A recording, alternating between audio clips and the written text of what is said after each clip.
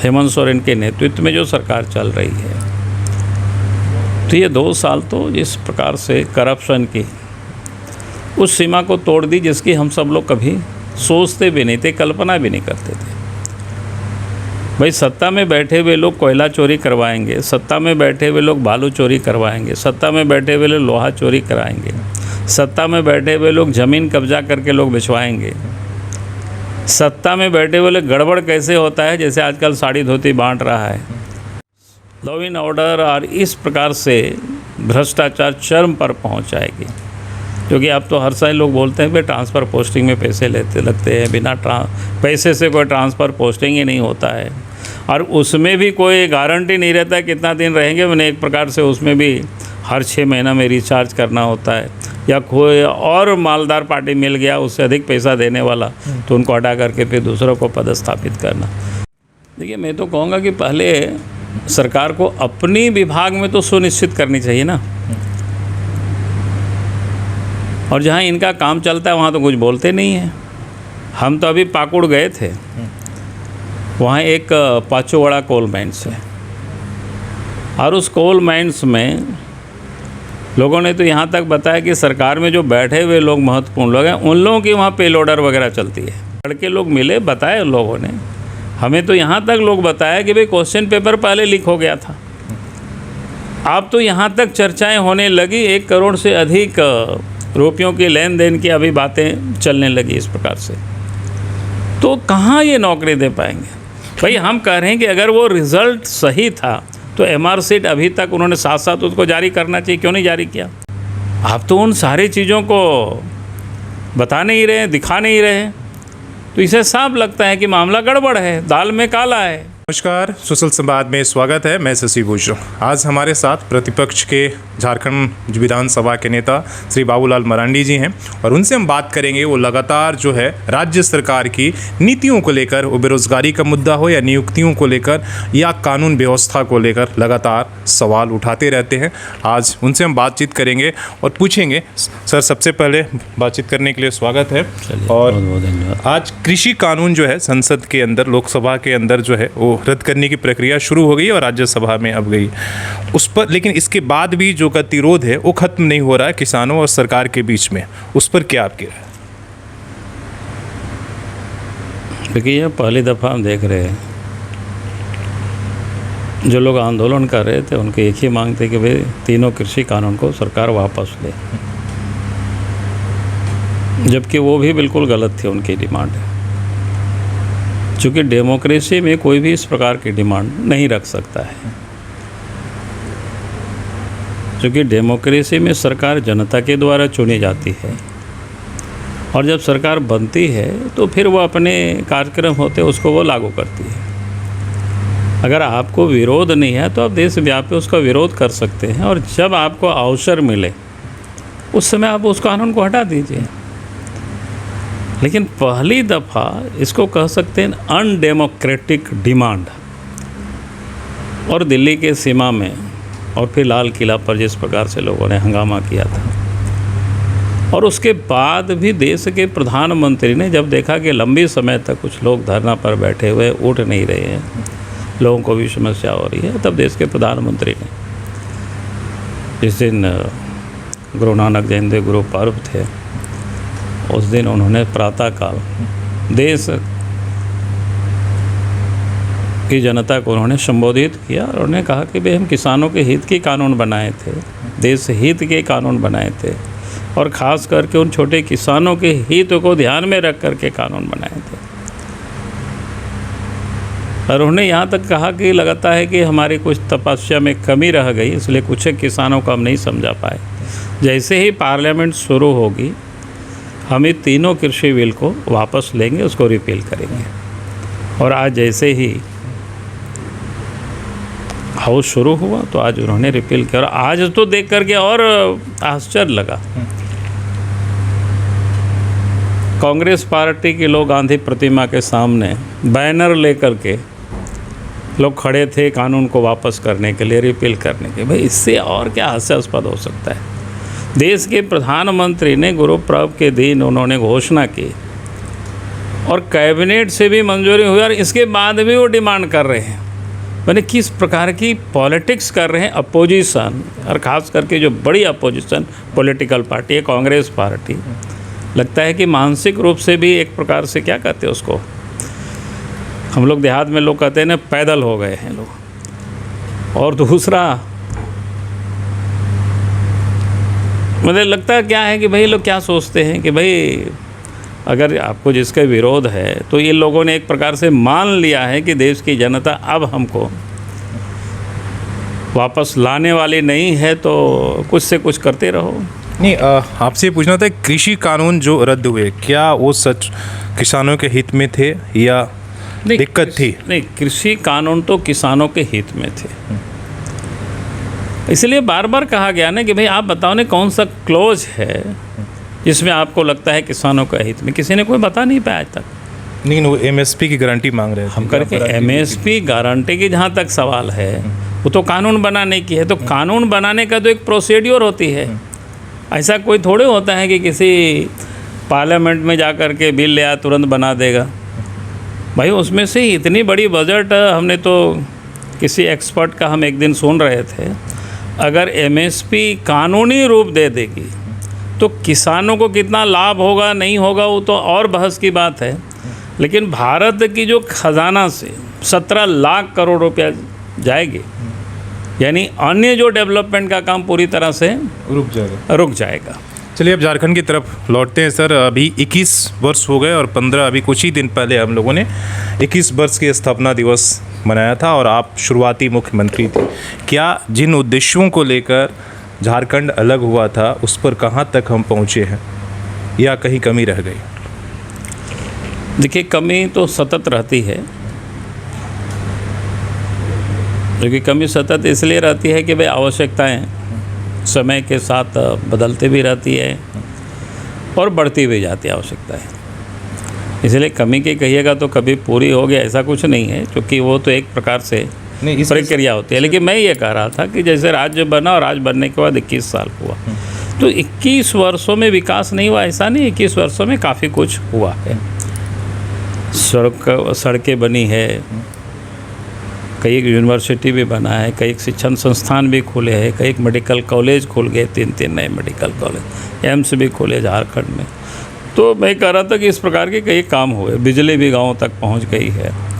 लेकिन उसके बाद भी बहुत सारे काम आज भी, खास करके सिंचाई के क्षेत्र में, ताकि खेतों को पानी मिल सके, तो ऐसे कई काम अभी भी बचा हुआ है। लेकिन मैं इतना ज़रूर कहूँगा कि जो पिछले 2 साल से झारखंड में हेमंत सोरेन के नेतृत्व में जो सरकार चल रही है, तो ये 2 साल तो जिस प्रकार से करप्शन की उस सीमा को तोड़ दी जिसकी हम सब लोग कभी सोचते भी नहीं थे, कल्पना भी नहीं करते थे। भाई सत्ता में बैठे हुए लोग कोयला चोरी करवाएंगे, सत्ता में बैठे हुए लोग बालू चोरी करवाएंगे, सत्ता में बैठे हुए लोग लोहा चोरी कराएंगे, सत्ता में बैठे हुए लोग ज़मीन कब्जा करके लोग बिछवाएंगे, सत्ता में बैठे हुए लोग गड़बड़ कैसे होता है, जैसे आजकल साड़ी धोती बांट रहा है। आपके द्वारा आपके कार्यक्रम भी चल रहा है। तो कार्यक्रम तो कुछ भी करे, लेकिन हमने कहा कि किस प्रकार से भ्रष्टाचार और लॉ एंड ऑर्डर इतनी बदतर हो गई है, तो हमें लगता है अखबार में देखेंगे तो रोज़ देखेंगे यहाँ गोली वहाँ गोली मार दिया, वहाँ महिलाओं के साथ बलात्कार की घटनाएं, तो ये आम हो गई है। किसकी कोई उम्मीद भी नहीं करते थे कि भाई इस हद तक लॉ एंड ऑर्डर और इस प्रकार से भ्रष्टाचार चरम पर पहुँच जाएगी।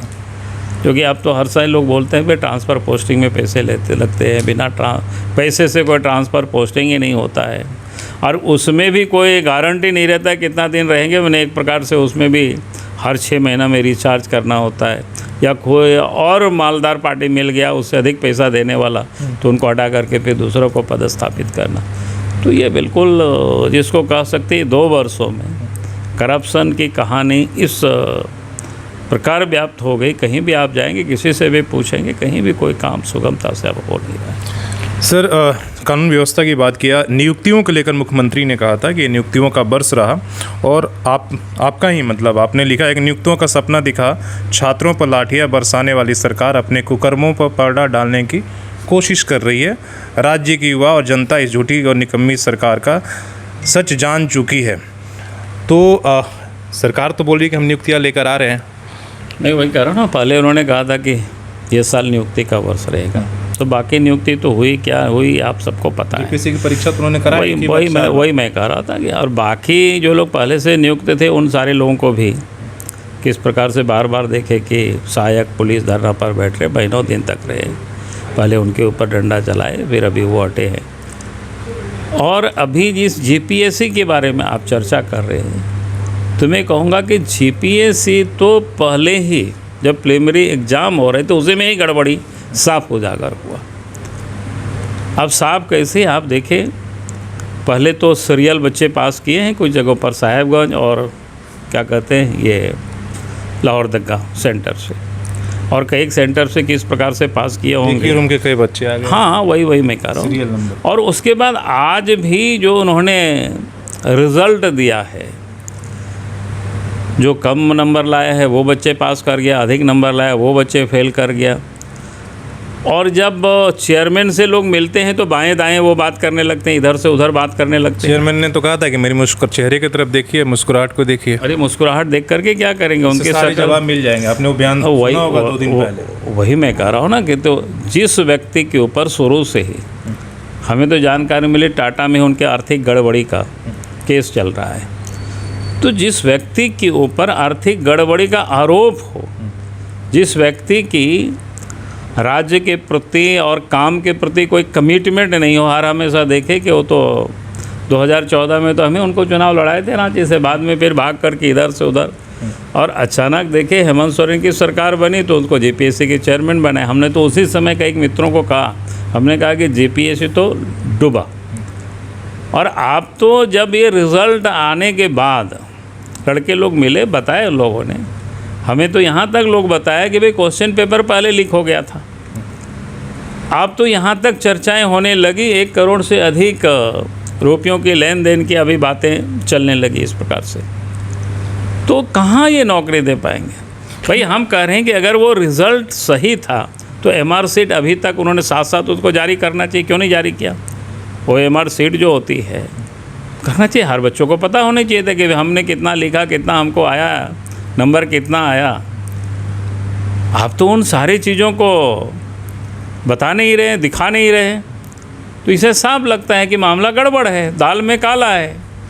सवाल ये है कि सर, जैसे आपने भ्रष्टाचार के बारे में बताया, बेरोजगारी को लेकर, 3 सारे मुद्दों को लेकर क्यों नहीं विपक्ष जो है का विपक्ष कमज़ोर हो गया, उनको लेकर सरकार को क्यों नहीं घेर पा रहा। नहीं, लगातार हम लोग आंदोलन कर रहे हैं, लेकिन हमने कहा जैसे कोरोना काल था तो इस कारण से थोड़ा आहिस्ते आहिस्ते चल रहा है। अभी तो 2 दिन पहले तो सभी राज्य के सभी प्रखंड मुख्यालयों में इन सारे मुद्दों को लेकर के, क्योंकि मुद्दा एक नहीं है, अनेक मुद्दा है। आपने जैसे विधानसभा में कमरा आवंटन को लेकर आप लोगों ने तो विधानसभा पूरा रांची को घेर लिया, लेकिन इन मुद्दों को लेकर ऐसे छात्रों को, मैं वही कह रहा हूँ, अभी छात्रों को लेकर के भी छात्र लोगों ने जिस दिन आंदोलन हो रहा था, हमारे भी वर्किंग कमेटी थी, और उस दिन पार्टी के हमारे 2 विधायक हम लोगों ने पार्टी की ओर से भेजा था कि हम लोग बैठे थे, बाकी वो लोग गए थे वहाँ पर, साथ दिए थे। और आगे भी हम लोग तय करेंगे कि इन मुद्दों को लेकर के किस प्रकार से हम लोग आगे जनता के बीच आए। लास्ट सवाल, इसलिए कि हम लोग यहाँ बैठे हैं, कुल्हान में जेएमएम यहाँ कंपनियों के खिलाफ आंदोलन कर रही है कि 75% स्थानीय जो हमारे आदिवासी भाई हैं उनको वहाँ पर नौकरी मिले। आप इसको कैसे देख रहे हैं? देखिए, मैं तो कहूँगा कि पहले सरकार को अपनी विभाग में तो सुनिश्चित करनी चाहिए ना, और जहाँ इनका काम चलता है वहाँ तो कुछ बोलते नहीं हैं। हम तो अभी पाकुड़ गए थे, वहाँ एक पाचोवाड़ा कोल माइंस है, और उस कोल माइंस में लोगों ने तो यहाँ तक बताया कि सरकार में जो बैठे हुए लोग महत्वपूर्ण लोग हैं, उन लोगों की वहाँ पे लोडर वगैरह चलती है,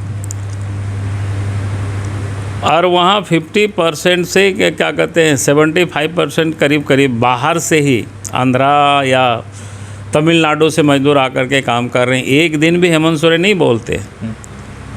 हमने तो जा कर के अभी हमारे लोगों ने मीटिंग किया था वहाँ पर, फिर हमने कहा है कि भाई अगर इसके बाद भी सरकार नहीं संभलेगी, नहीं सुधरेगी, तो आने वाला समय दिसंबर या जनवरी में वहाँ जा कर के बड़ा कार्यक्रम करेंगे।